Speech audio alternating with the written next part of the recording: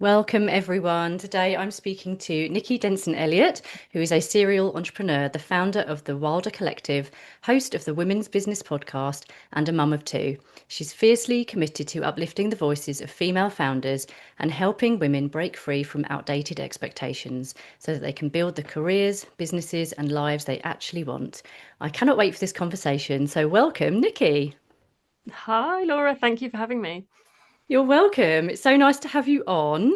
And firstly, because I'm part of your collective and I absolutely love what you've done and what you've built with the Wilder Collective. And so I'm just going to go straight in and ask about that. And how did the Wilder Collective come about? What is it? And why is it important to you? Mm. So, first of all, it is an online community space for female founders and freelancers, women working for themselves. It's hosted on a platform called Circle. So, it's kind of like a social media platform slash Facebook page, but it's fully owned by me and by us, and we can have whatever discussions we want in that space. Um, it came about because I have a podcast, as you mentioned, called Women's Business, where I speak to female founders. And I had incredible conversations with other women working for themselves through my sort of entrepreneurial journey. And I just decided to start a podcast. I was like, why not? I want to have these conversations. I want to elevate these women's voices. If one person hears this and it's useful to them, that's a good thing. And, the podcasting space is so dominated by men. Um, and the podcast led me to have lots of amazing conversations with other women working for themselves, not on the podcast, just in my DMs, people giving me feedback, talking about how something touched them, how something was powerful, how it was useful. And I just really had this incredible privilege of talking to all these women. I was like, if these women could talk to each other, then we'd really be onto something, because they're all amazing. They're all working for themselves and they're all just out here floundering around. Obviously, I haven't invented communities. There are other ones, but like attracts like, and there was a certain type of woman that seemed to be drawn to me, very much about keeping it real, not the shiny 10k month chat, not the scale, because most of the women that are attracted to me are in the same season of life as me, which is a season of squeeze in terms of like older parents, younger kids, lots of plate spinning. And so, yeah, I started the community off the back of a networking event where we all got in a room together. And as I expected, magic happened and incredible connections happened. And so I took that online to create the community space. And that was about a year ago. And I've just been growing it from there. Amazing. I'm just surprised that it's only been going a year actually, because inside the circle, and I love that it's not on Facebook as well, because I've got a community on Facebook and it's really, no one really engages and I find Yeah. it hard work. So I should look into Circle and see how that works, because I really love the way it's laid out. But yeah, I have to say, I agree. Everyone in there is so helpful and like we just all lift each other up. Like there's no one that's, you don't think, oh God, that person is doing something really similar to me, so we're actually competitors. And that never crosses, well, it No. doesn't cross my mind. I'm just like, oh, like maybe we could mentor each other, and it's Right. super supportive, isn't it? I think, yeah, for me, like there is a lot of noise out there about competition, and part of what we're going to go on to talk about with internalized misogyny is the sort of myth of female competition and us being pitted against each other. And it's really natural to feel like that. And obviously, like feeling competitive is a natural human instinct. But I'm just done with it. I spoke about this at the summer party I held last week, and I just said, insecure women, I'm kind of done with them. I know I am one to a lot of extents, and I understand why women feel insecure because of the patriarchy and the world we exist within. But when you let go of a lot of that stuff, really magical things can happen in terms of genuinely supporting and upholding what other women are doing. And there's tons of photographers in the space. There's tons of coaches in the space. There's a few hypnotherapists, Yeah. but there's work for everyone and everyone has their own niche. There's also other community owners. And I'm not going to say, oh, if you own a community, you can't come in here, unless they literally start skinning the whole thing, Mm. because we're all genuinely learning from each other. And I think obviously I thought that I was connected to a brilliant group of women and I thought the community could be a really special thing. but it's absolutely blown me away in terms of quite how amazing it is and how they all just seem to get it. Like there's just this red thread at the center of it that's just beautiful. Yeah, I totally agree. And you can feel it as soon as you go in there. It's just a really, kind of happy place to be. Yeah. Um, what were you doing prior to that then? Did you come from corporate? I know you're a serial entrepreneur and you've done other bits, but if we just rewind, I'm Yeah. being nosy now. This is just me with my nosy hat on. Were you one of these women who, because most people I speak to, friends and myself as well, were pushed out of the workplace after having a baby for whatever reason? For me, it Mm. was because my flexible working request was denied. Yeah. What's your story with?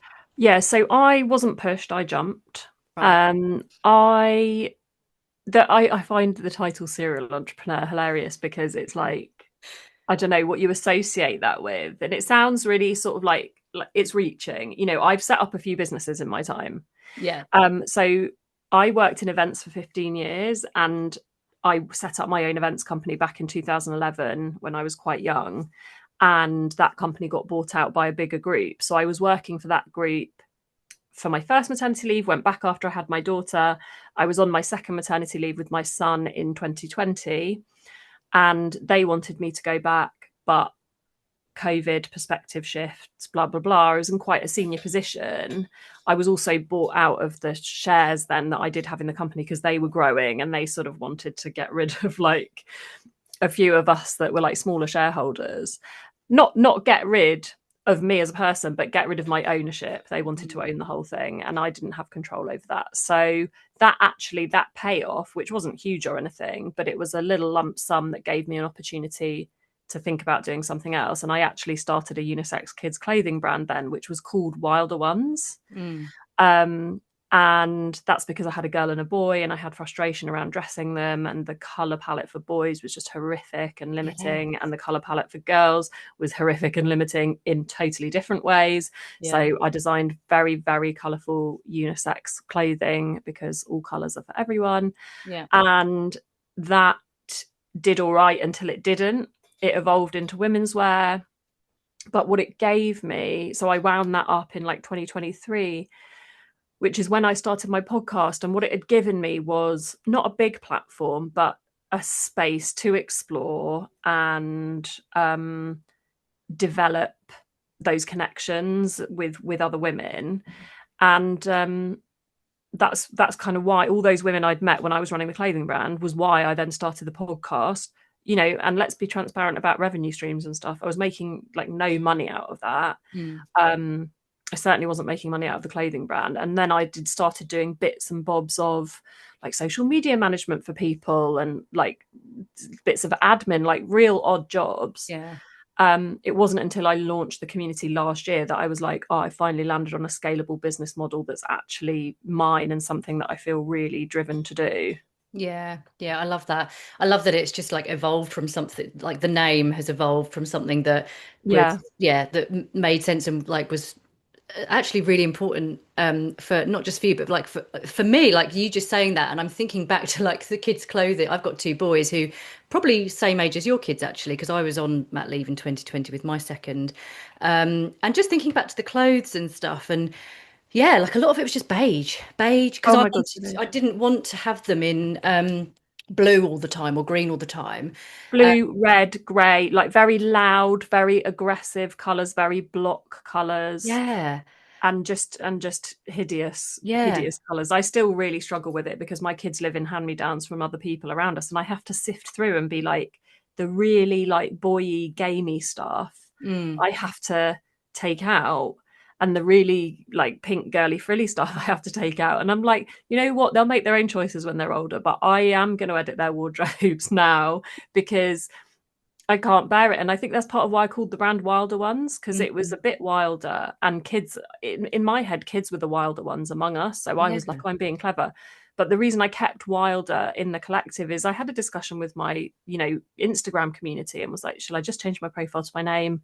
But they said the word Wilder meant something to them now, that they felt like they were the Wilder ones who were trying to do things differently, sort of reclaiming their womanhood. And so the Wilder Collective was like a really lovely natural evolution of Wilder Ones, the clothing brand. Yeah, yeah, I love that, and it works so well. Yeah, I just remember like my son said that his favorite color was pink, and I've just had a memory of an older family member like questioning that and being like, "What?" And I remember just like seething inside, but not wanting there to be any conflict around it, and just saying to him in private afterwards, "Pink's an amazing color. It's really like." It's beautiful color, and it's still now his favorite color. And I just think, like the It's messaging that we give wild. him around.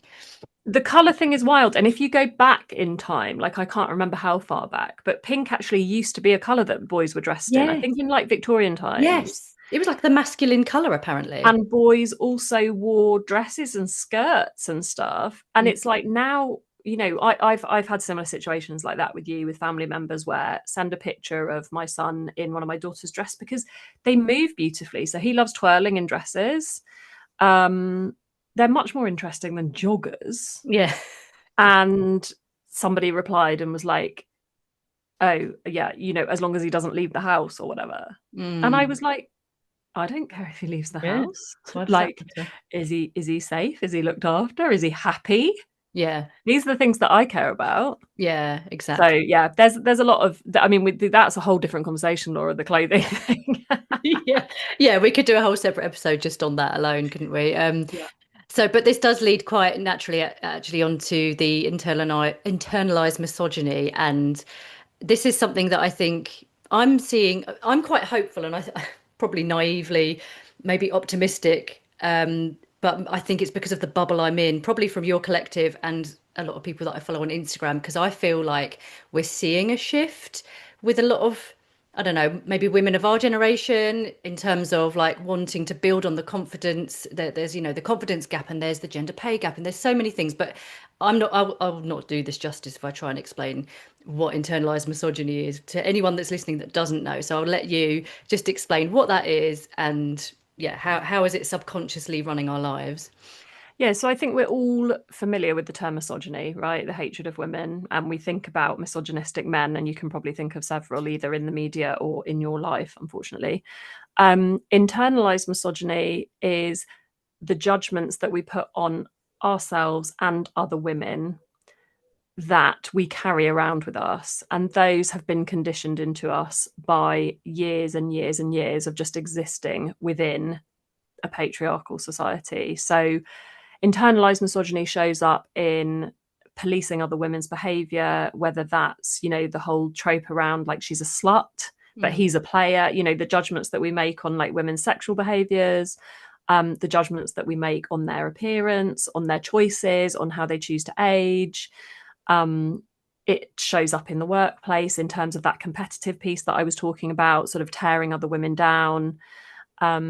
It shows up in the way we feel about ourselves, the way we feel about our bodies, the way we feel about the way that we age, the way that we feel about the way we parent. It's pretty much present in every area of life, I would say. And the more I learn about it and the more work I do on it, have you heard that expression, fish don't know they're in water Mm.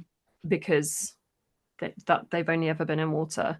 This is the water we swim in as women. Yeah.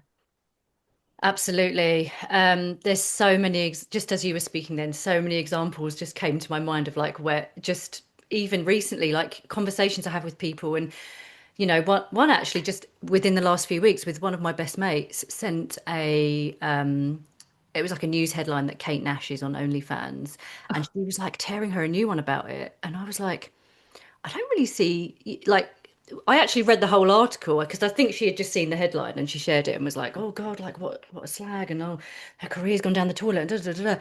And I read the article and Kate Nash was like, um, "Yeah, basically because of I want to go on tour and because I don't have the funds to do it, I have to make the money from doing it." And I was like, "Flipping good for her! Like she's Yeah. doing something that it doesn't." She's not worried about the judgment. She doesn't care who's seeing it, and she's making money because she wants to do the thing that she really loves, and that's her way of doing it. And yeah, I don't know. I just feel like there's a lot of judgment from lots of women A about. 100%. And I think it just, when you can tell that, I think that it's internalized misogyny is when if a man was doing the same thing, you would react completely differently. So if we take aging as an example, men age like a fine wine, they become distinguished, they become sexy, salt and pepper hair, like it's all good stuff. When we look at how women age, we are making constant judgments, either acknowledging that she's had work done, saying she looks incredible for her age, like she should look a certain way and she doesn't, Mm. or making judgments for how she's let herself go or she hasn't, studying like a woman's neck or lines. And we do that through the lens of like, what do I look like, what am I going to look like? Mm. And I don't think anyone's immune to it because we're bombarded with this stuff constantly, but it is just a lot to deal with, and it is everywhere. And I've seen that Kate Nash thing as well, and I think she probably is concerned about the judgments because she's a human woman again who Yeah. exists within this world, but she's got a tour that she wants to go on and she sees this as a viable revenue stream. Well, good for her. Like, Yeah. it's just not for other women to make judgments on that. They can think whatever they like, but those are inside thoughts. And Yeah. actually, if you are going to tackle internalized misogyny, you need to work on the inside thoughts as well as the things that you say out loud. Yeah. And I think that that's where it's challenging because it's like your nearest and dearest making comments. And my instant reaction was, oh, that's interesting. But what I find fascinating is my husband is he's a real feminist. Like he wouldn't admit this to his friends, and people his friends wouldn't really know this, but it's people like him that sometimes call people around us out on this stuff. It's just so interesting that there's some men who actually, if they've got that feminist kind of point of view and mindset, they're like, no, let them go for it. Like, no Yeah, judgment. I mean, I love that for him. And my husband's the same as that. And I think that when you find ones like that, they're really important and really useful because I say all the time, like, we can't do feminism without feminist men Mm, because feminism is not about women being superior, it's about all people being equal. mm, And men who truly, truly believe in the worthiness of that, we need them for this fight because otherwise we do exist in that echo chamber, like you said, and we're just kind of like, yeah, yeah, yeah. But unfortunately, there's still lots of men in power making lots of decisions. And unless they're on board, nothing really changes. And mm, so it's really hard. I've had this discussion with my husband. It's really hard to be the guy that calls things out like that yeah, because, you know, it's kind of tribal and yeah, like base to want to fit in with the crowd, to not stick your head above the parapet, to not say something that might risk you being pushed out. And I think with men and kind of blokey culture, it can be even harder to say that's not okay to say that. You can't say that anymore. You can't even really think it. mm, Um, and so I really appreciate the men that do that because it isn't easy for them. And I'm not a feminist who's anti-men. I bloody love men. mm, I'm anti-patriarchy. yeah, yeah. Same here. Yeah, no, it is interesting, and I think it's got to be kind of called out by everyone who you Yeah. know is trying to create this change. Another thing my husband got sent recently was like a load of right wing crap from Andrew Tate on like this group of mates that he's on a chat with. This one particular friend of his keeps sending stuff like that, and yeah, my husband's like, you've got daughters, like, and I'm like, you need to start calling him out. Like, if he's sharing stuff and no one's responding, that means you're Mm. probably mostly all thinking the same thing. Like, you can be the one who starts saying, like, this is shit. Can you stop sending this Yeah. crap into the group? Like, so yeah, but it's hard. I get that tribal thing, isn't it? It's like you just want to be accepted, and that's what's hard. Yeah. But Yeah. you've at a certain point, you've got to draw a line in the sand and go, like, what matters more to be here? Because, back then, in hunter gatherer times, you might have been excluded and that might have been life or death for you, but it isn't now. Yeah. It's hard, but it isn't life or death for you if you say something that goes a little bit against the grain. And so, Yeah. the more and more people do that, the better and better things will get. Absolutely. Yeah. Because obviously this is your specialist subject, and I know you go into companies and you do workshops and talks about it as well. What is it that really drove you to really want to educate people and shout about internalized misogyny? It's been completely organic on my own learning journey of doing the podcast. When I started the podcast, it was about, like I said, like hearing women's stories and hearing women's voices. But there was so many threads that came up so often around like mental load and stuff that was going on at home, and obviously what women are facing. And like you said, women being pushed out of the workplace, that was a really common theme. And internalized misogyny, sort of almost unknowingly to begin with, was a thread through the whole thing that really stitched it together. And when I realized that, especially some of the work around women and money and how women who work for themselves, actually the gender pay gap is biggest in women who work for themselves. So we all talk about the gender pay gap and we're like, oh, it's this big problem. But actually when women are setting the rates, they are the problem.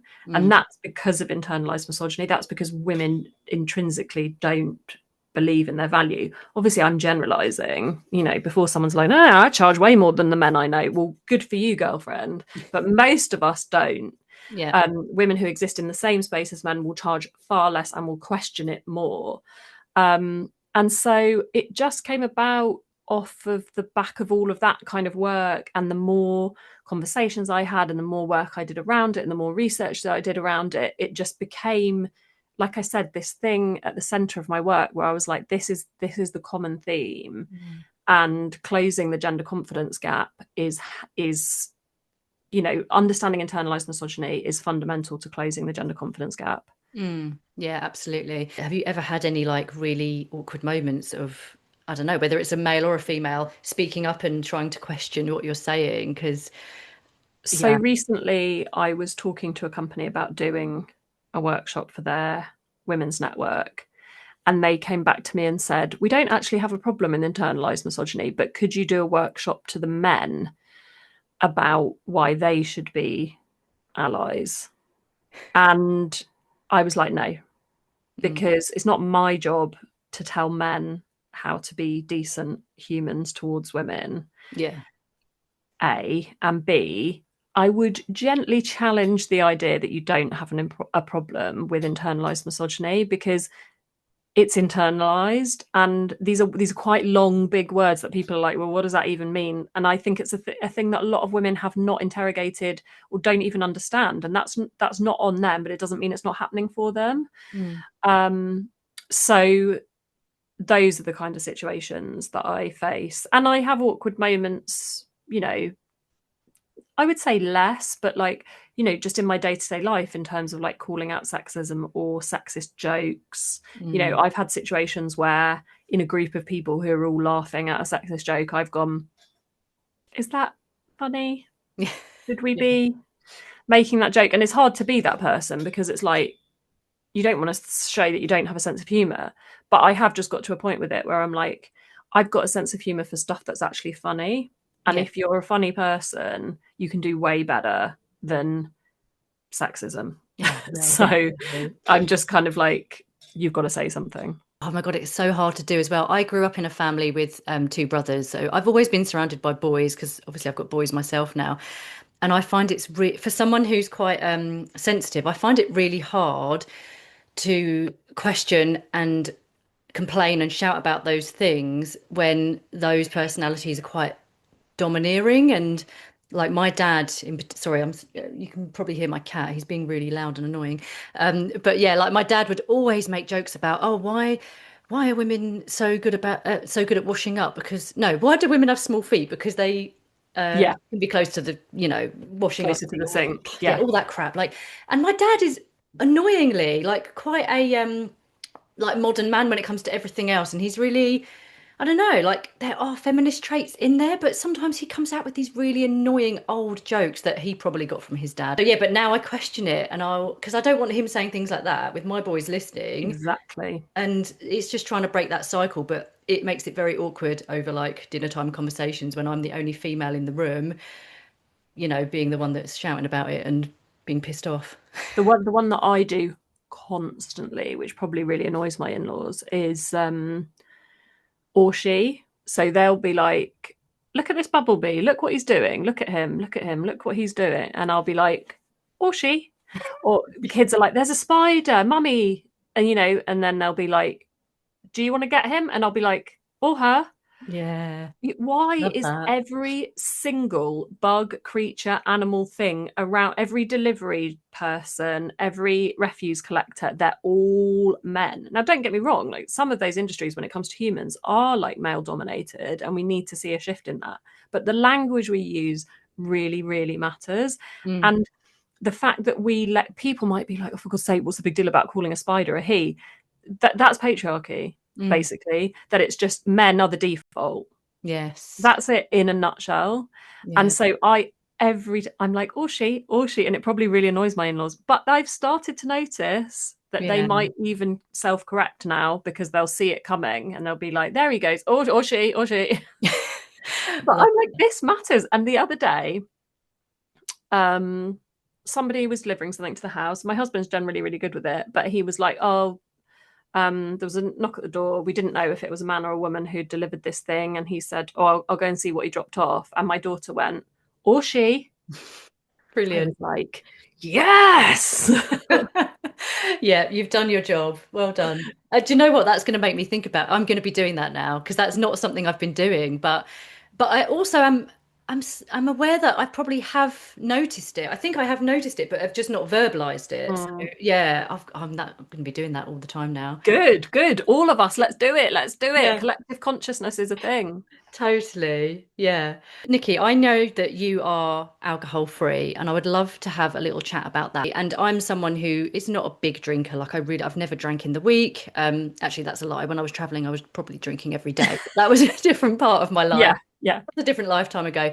But yeah, so as someone who's very interested in being alcohol free myself, to be honest, I talk about it all the time. I'm always saying to my husband, I could do without this. Like, if it's making me, for me, it's because I'm a crap mum when I've had alcohol the night Got before. you. I'm a shit mum, and I don't want to be that parent. And so it's very rare for me. So I'd love to ask what made you want to go alcohol free, and yeah, what's your journey with that?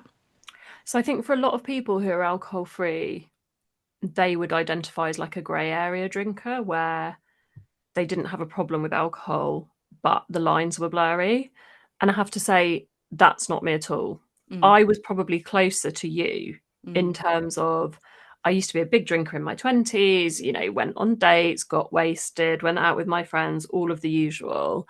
But from my late 20s, basically from when I met my husband, when I was 28, 29, I stopped drinking pretty much because I'd had a lot of anxiety in that stage of my life. It was not long after I set up my first business.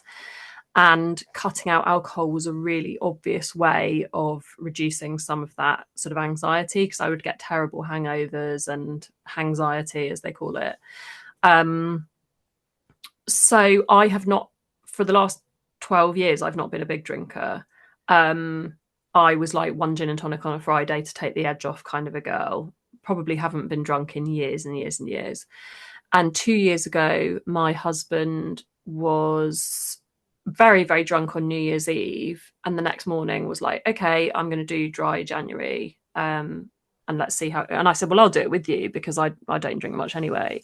mm, And then he got through January and he was like, I'm still not going to drink. And I said, okay. And then he was like, oh, I'm going to this work thing tonight, so I might have a drink. And I was like, okay, cool. And then he'd come back and be like, I didn't because I'm sort of here now. And basically it got to a point where we were like, yeah, we're just done. We're just done with it. So that was January 2023. So we're like 2.5 years in. His relationship with alcohol was different in the sense that he definitely drank more than me. And he would, he's like a man in his 40s, so he wouldn't go out that often. But when he did, he would get quite drunk, have a hangover, take a good couple of days to get over it. But he wasn't drinking every night or anything like that.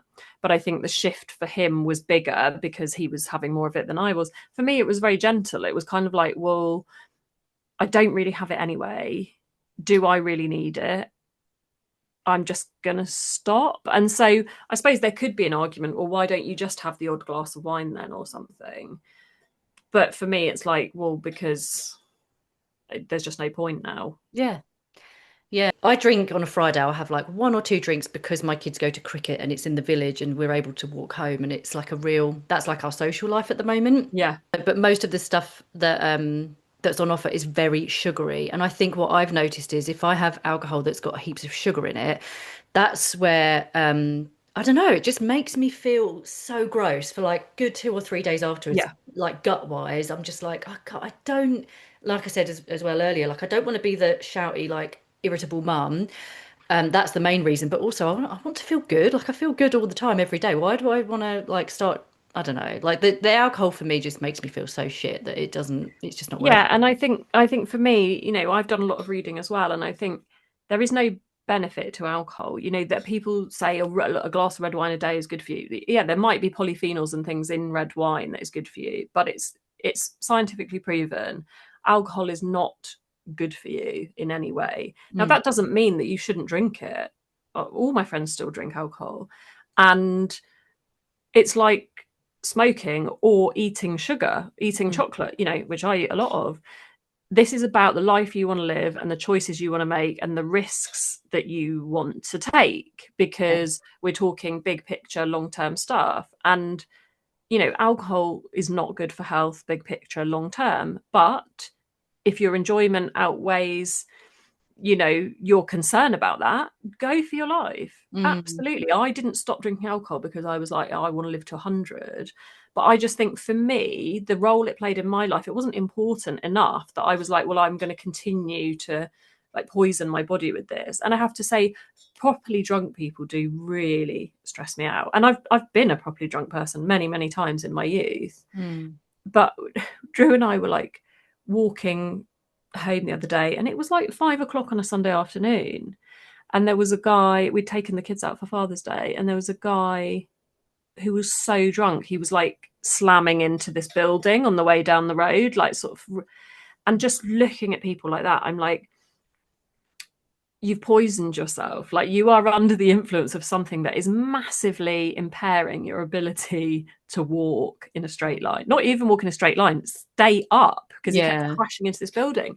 I was like, I know we've all done this to ourselves, but when you look at it objectively, you're like, that is wild that Yeah. it's like socially acceptable that people go out and do that. I've seen people literally like fall down while they're crossing the street in central London because they're so wasted. And these people are genuinely at risk. I know people who've died with accidents they've got into Mm. from being really, really wasted. Yeah. And I'm just like, yeah, it's not for me. So I'm not like, I suppose I am a bit judgy sometimes of people who get themselves into that situation, if I'm being completely honest. That's Yeah. probably me just being old. But like if people want to drink alcohol, absolutely cool, go for it. They do it all the time around me. Mm. And I think what you said about your like Friday night cricket, those are the things that are tricky. It's that habit of like, we're having a social drink together and what other people are expecting of you. And that's the hardest thing about giving up, because me not having a gin and tonic on a Friday night with Drew when it's just the two of us, yeah, that might have been a ritual, but we can create another ritual with a nice tea or a nice alcohol-free drink that we enjoy together. But the social thing by far is the hardest thing about it because of the expectation around it. And I think that is just something where you really have to have the courage of your convictions, and you have to put other people at ease. Unfortunately, you have to really reassure people that you're okay with not having a drink yourself and with them having a drink, Yes. because so much of what they're thinking, it's all about them. Yeah. It's all on And them. Yeah. yeah, it's all about them, it's not about you. So you have to be like, oh no, I'm drinking this alcohol free beer, it's delicious, I'm loving it. Like you have to really reassure people that it's still okay to be around you, you're not boring, you're not feeling any type of way about it, you're not going to cramp their style, put Yeah. judgments on them. So that is the trickiest bit around it. But I just don't really go out, Laura. I don't either. I don't either at all. Like, I mean, who can Which when really helps. it does help a lot. I do think that parenting, it's just another thing to do with becoming a parent that changes, isn't it? Like there's so many things that change, but for me, yeah, alcohol was a big one. And yeah, like, as I said, like what drove it was just not being irritable. And I get overwhelmed and overstimulated a lot, like when there's lots of noise, but when you're hungover, it's just like that times 100. Yeah. And Um, at this age, for me, the balance on the balance of all things, hangovers not remotely worth it, because You're not. anxiety, general feelings of just being unwell and feeling like crap, and that lasting for 2 days. I saw my doctor today. He said, your iron's quite low. Are you fatigued? I was like, am I fatigued? Like, you have no idea.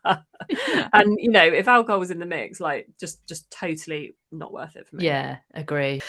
Yeah, no, I love hearing about that. That's and I think it'll be helpful for our listeners as well, because I think there's a lot of people who are in like the grey area drinkers, Mm. who may be wanting to, I don't know, improve their health or even like lose weight. Like I lost quite a bit of weight when I stopped heavily drinking because it was I just mean, what I will say about that is that as a midlife woman, I'm noticing my body changing a lot, and it doesn't matter if your habits are the same, your body can sort of get away from you. And I find that really, really difficult. I think someone the other day said you can feel like a stranger in your own body. And that really, really resonated for me, because I've said to Drew, like, the thickening that is happening around my waist is really getting to me, because it's something I've never had to deal with before. And that's entirely personal.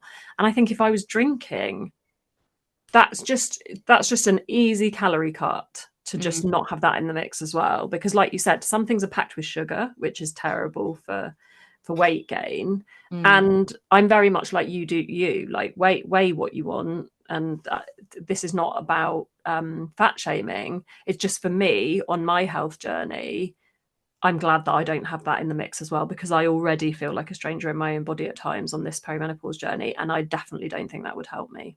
yeah, absolutely. Are you in the thick of perimenopause? What's your story with the perimenopause? Because this is coming up a lot in many conversations I've had on this podcast. It seems to be coming up a lot. Yeah, it's an interesting one. So I'm 41, and when I turned 40, I was like, woo, I'm 40, let's go. And Mm, then last summer, almost exactly where we are now, I had a huge, enormous anxiety flare up. I mean, debilitating anxiety. And I have always suffered a bit with anxiety, and that's where I've had hypnotherapy before. But this was like a new realm. And I believe that that was a factor of perimenopause and my hormones changing and other things happening. So I wouldn't say that I have overwhelming perimenopause symptoms, but I am on HRT and got in on that at the beginning of this year, quite early, to yeah. sort of try and stabilize things. I think for me, the biggest changes with HRT, not HRT, with perimenopause have been, like I said, big anxiety flare up. My sleep started to suffer when I've always just bloody loved sleep and been able to sleep and sleep. I was having those 3 a.m. bang, wide awake, can't get back to sleep for an hour. Mm, Um, I do suffer with like brain fog and just grasping for words that just evaporate. yeah. I can get into a real pickle with sentences sometimes where I just cannot get the words in the right order. Just these strange things. And obviously some of those things may just be age, but the changes to my body and my periods have been noticeable. My periods are really they're frequent, they're regular, but they're incredibly heavy. Mm, I would say debilitatingly so. mm, And I know that people think, oh, if your periods start sort of getting lighter or less frequent, that's when you're heading towards menopause. But that doesn't happen till right before actual menopause. Just period changes are a symptom of perimenopause, and mine have definitely just got worse and worse. And yeah, this like waist thickening, just this sort of layer of fat around my middle. Haven't changed my diet, haven't changed my lifestyle, haven't changed my movement habits, and it's just arrived. yeah. So I wonder if the waist thing is to do with anxiety, because I think that it tends to, anxiety and stress, like it tends Yeah, because of the cortisol hormone. belly, Yeah, they the call cortisol. it. Yeah, exactly. So I wonder if it's just linked to that. But yeah, so many things that we have to, I don't know, I was going to say put up with, but I guess there's this whole other side of perimenopause where, a lot of people are like, oh, you have to just embrace it and da da da da. But I'm definitely, I turned 40 last August, and I'm definitely noticing the whole thing about the words and like getting words in the wrong order or losing words, and like you just said about them evaporating. That's happening to me a lot, and that's probably the only symptom that I've noticed. But again, I don't know if that's perimenopause or if I'm just I've hit Mm. 40 and suddenly I'm like, what's that word again? So it's hard to know. But yeah, I think anxiety is something that the other women I've spoken to about perimenopause, that is the key thing that people are saying they're struggling with. So Yeah. And I think for me, I interviewed Rosie Nixon, who used to be the editor of Hello magazine, and she talked about, working really hard, kind of burning the candle at both ends, going to a big awards do for Hello, and having such a bad anxiety effect.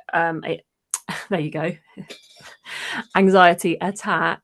mm, Um, and then followed by burnout, where she was like, I couldn't stop crying. I slept and slept and slept. Like there was something visceral and real happening in my body. mm, And it was only through sort of people that she knew and spoke to and the work that she was doing that she knew that might be to do with perimenopause. So then she asked to speak to a menopause doctor at her surgery, advocated for herself, and started on that journey. And I think just a lot of women don't know that how they're feeling is not what they have to feel like. I yeah, was going to say is not normal, but it is normal, yeah, as in it's completely normal to feel like that because so many women are having it, but it's not how you should be moving through your life. And what you said about women putting up with things, I've had this discussion recently about women's underwear and how we spend money on things all our lives, but we keep wearing a shit, saggy, uncomfortable bra or pair of threadbare knickers for years and years. And yeah, these are things that are fundamental to, how we operate and what we wear every yeah, single day, but we just put up with shit ones. We won't spend £100 on a bra. That's too much money. yeah, Too much money to hold my boobies up. Like yeah, my boobies are on my body and I'm carrying them around all day. That's what I should be investing in. That's an investment in myself. That's totally. self-care. Oh yeah, definitely. And So they it's help to really feed my baby. interesting. Yeah. Oh my God, that is so funny because I laughed out loud when you started talking about the knickers because my knicker drawer is full of knickers that are just like literally the elastics all coming out. There's holes in some of them. My husband picked up a pair the other day and was like, "You need new knickers. Like, when was the Right. last?" Like, even he's like telling me off for Yes, not husband. buying new pants. Yes. And I was like, yes, I know. But I think the problem is I've got to the age where I'm like, so when I was younger, I always wore thongs. I'm like, I hate thongs now. I just want comfort. And I think during the pandemic, a lot of the time, even now actually, I don't often wear bra. I don't have a big bust and I don't wear a bra a lot of the time and I can get away with it. But because of that, I have just let my knickers go by the wayside and not put any money into them. And I really need to buy some new ones. I think it comes back to we're all obsessed with the external, right? And no one's seeing your knickers apart from your husband. Mm, Um, so it's like, my bra or my knickers, I'm much more likely to spend money on makeup or, a t-shirt or something that's like an external thing about how I present to the world. And it's about this preoccupation with the judgments of other people and how we present to the world. But actually, how high up my chest my boobs are is very contingent on my bras. And I do have a big bust. mm, And they can be halfway down my body. And that really impacts how I look, feel, and present to the world. And more than that, how I present to the world should not be the important thing anyway, because mm. that's all about other people. And Yeah. ultimately, that is about the patriarchy Yes, and again. women wanting to be presentable to men and women. And I just think I some people don't like wearing bras. Like you said, if you don't want to wear a bra, go nuts. But for Mm. me, I can feel sick if I don't wear a bra for a while because my boobs like way on my stomach. It's so attractive. So I'm like, I want to feel good in a bra because that makes me feel good about myself and how I'm like moving through the world. And I'm like, why is that at the bottom of the list? Oh, because it's hidden, it's underneath my top. And I'm just like, oh my God, women, invest in your. I want you, Laura, to go through your knicker drawer. I'm gonna do I it. want that for you. I know, I'm gonna make it For a priority yourself. today. It's got to the stage where my period pants are like my favorite pants in terms of the way they look and the condition. They are the best pants in my drawer, so that's saying something, isn't it? So yeah, I've got to go through that drawer. But If no, one thing comes out of this conversation, I really hope it's that. it will be. It will be. I'm going to make it a priority today.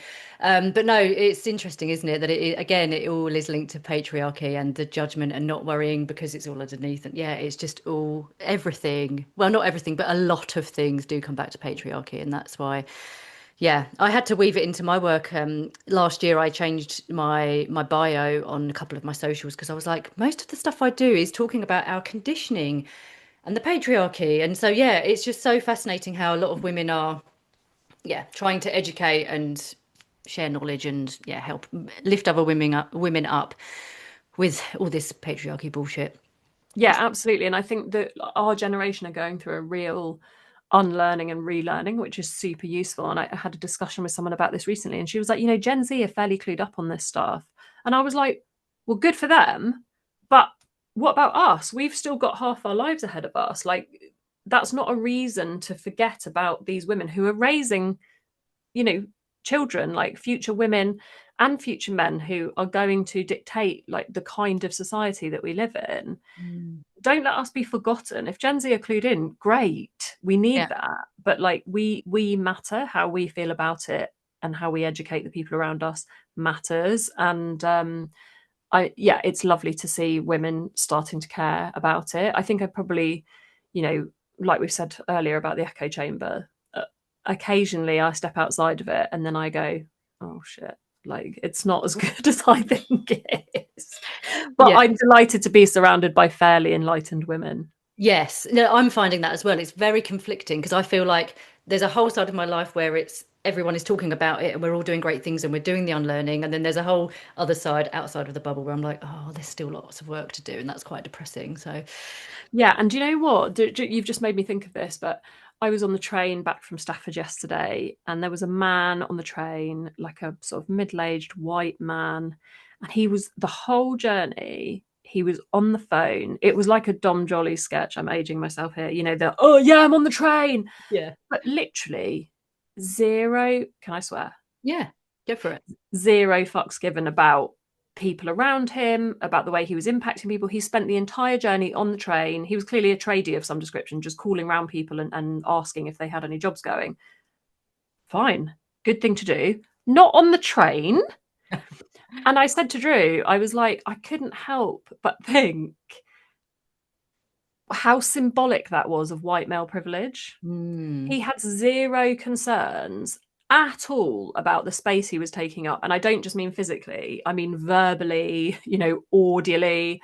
Like he ruined my journey. Mm. And I was just like, I would just never do that. And if any men listen to this, I'm sure there's loads of men that would be like, well, I would never do that. That's just a dickish thing to do. But like I said, it was just quite symbolic of that white male privilege. And if anything, it speaks to how unwilling women can be to take up space. Yes. And I don't want women to sit on trains and make tons of phone calls because I think that's indecent human behavior, whether you're a man or a woman.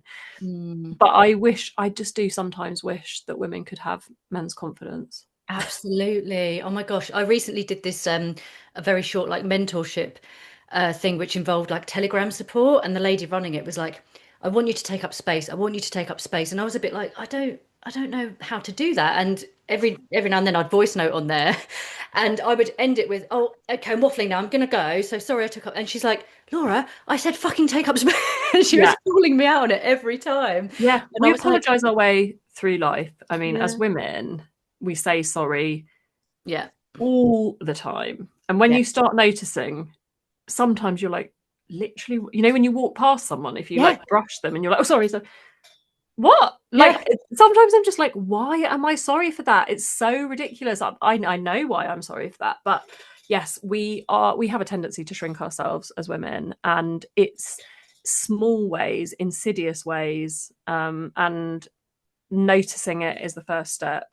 Definitely. Yeah, having the awareness, and I still do that, even though I'm someone that is doing all the unlearning. I still walked into the co-op yesterday and said sorry to someone just for walking through the door. I wasn't even in their way. I just said sorry. Like, why the fuck am I saying that? There's no reason for saying that. It's Yeah, just sorry, I exist. pretty much. Yeah, So yeah, there's it's hard sometimes when it's like so yeah, it's just so embedded and we just need to strip that all away and just start taking up space. So yeah. yeah. It's so hard. It's so hard. And I'm not, I say this to people all the time. I'm not like fixed. I'm not cured. I'm not enlightened. I'm not free from the judgments on myself. I still study my aging face in the mirror. Yeah, I'm still worrying about this thickening waist. So, like, because I think it's very, very hard. I'm not going to say impossible, but I think it's very, very hard to let all of it go and to be truly on the other side of it. But I think, like I said, the noticing starts you on a journey. And if you can improve some of that peripheral shittiness around constantly apologizing or judgments you're making on other women or those competitive feelings, your life will be better. Yeah, totally agree. Okay, final question to you, Nikki, is if you could go back to 6-year-old Nikki, what advice would you give or what would you say to her? She was pretty wild. Like, she was a little scamp. Love. Um, I think I would say, oh, that is difficult. People always struggle with my last question as well. Yeah, I love the last question that you, in fact, I love the first question you ask on your podcast. Hopefully, this will get people to listen to yours because your first question you ask people is brilliant and it really sets Oh, the thank tone. you. Um, So I see what you've done here, Laura, and you like to get people thinking. And so do I. So I respect it. What would I say to 6-year-old Nikki? it could be anything at all. It doesn't have to be like deep words. I think I would say you're on the right track. Mm, I think all people are the sum of all parts. And so, I wouldn't be here today without everything that she went through and who she grew into and everything. I think I would tell her, don't worry, your boobs will come in. that's a I good one. That's a good one because I worried a lot about boobage when I was younger. I I I got I worried a lot about boobage. I stuffed my bra. I got bullied about that. That was quite a traumatic experience in my sort of teenage years. Mm, And then my boobs came in, and all my friends were like, whoa. And it was a bit of a two fingers up to that sort of slightly traumatic episode. yeah. So I think I would reassure her that her boobs would come in. I think I would reassure her that yes, eventually you will stop having nosebleeds. Because honestly, I used to have so many nosebleeds Oh, as a kid. really? And I was scared that I was going to be the first person in history to die of a nosebleed, just bleed to death from a nosebleed, when actually you're losing such a small amount of blood. But I am a hypochondriac, better than I was. But health anxiety has plagued me my whole life, and that was quite a symptom of that. I used to have bad nosebleeds, had to go to the hospital, get my nose cauterized. So it sounds ridiculous, but when that trend was going around, that where people were like, I met younger me for a coffee. Oh, She was yeah. late. I was early. All of Yeah. that. I hate I that. I I wasn't into that. No, I I just put a definitely. story up and was like, look, if I met my younger self for a coffee, I would just tell her, yes, eventually you'll stop having nosebleeds and you will eventually lose your virginity. Um, because that was another thing I was worried about. So Yeah. yeah, I think it's just, like as young women, young girls, like confidence is such an issue from such a young age. And our ideas, like research shows that gender roles are your ideas about gender roles are set from the age of 7. Mm, So by then, by the age of 6, Nikki was quite clear on, like was quite clear on probably like her place in the world, or what she thought her place in the world would be. mm. And yeah, I just give her a bit of a cuddle, I think, and brush her hair. Her hair was a disaster. Oh, that's lovely though. Do you know what? It's the confidence thing is definitely, yeah, something that I think all women or mums especially should go back and I don't know, just give them a boost of confidence. For me personally, I really struggled with confidence. So yeah, I can definitely relate to that and the boob one. But yeah, no, I love all of that. And then those little things, well, they seem little now about the nosebleeds, but like, yeah, when you're young, that's huge and you want to not worry about that every day of your life. So yeah.